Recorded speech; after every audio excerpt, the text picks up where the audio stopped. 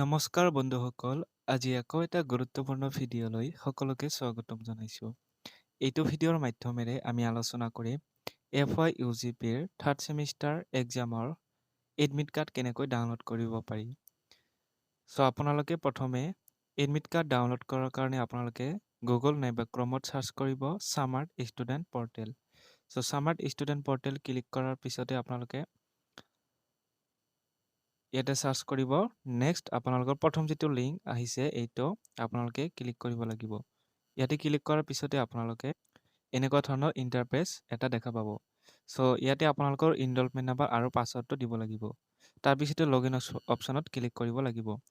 আৰু যদি আপুনি পাছৱৰ্ড পাহৰিছে সেই ক্ষেত্ৰত ইনৰলমেণ্ট নাম্বাৰ ইয়াতে লিখিব বা আপোনালোকে ইয়াতে চাব ৰিছেট পাছৱৰ্ড বুলি অপশ্যন আছে। ৰিছেট পাছৱৰ্ডত আপোনালোকে ক্লিক কৰি তাতে আপোনাৰ নাম নাইবা আপোনালোকৰ যি ইনৰলমেণ্ট নাম্বাৰ আৰু ইমেইলত OTP যাব, সেইখিনি ভেৰিফিকেশ্যন কৰাৰ পিছতে আপোনালোকে নিউ আৰু কনফাৰ্ম পাছৱৰ্ড দিব পাৰিব।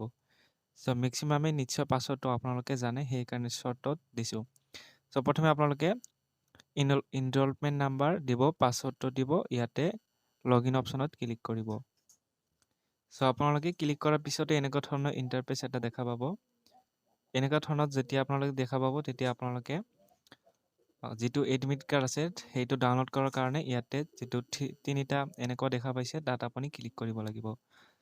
তাতে ক্লিক কৰাৰ পিছতে আপোনালোকে এনেকুৱা ধৰণৰ এটা নতুন পেজ দেখা পাব।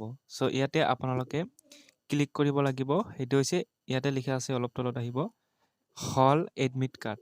ইয়াতে চাব পাৰিছে নিশ্চয় হল এডমিট কাৰ্ড, এইটো অপশ্যনত আপোনালোকে ক্লিক কৰিব লাগিব।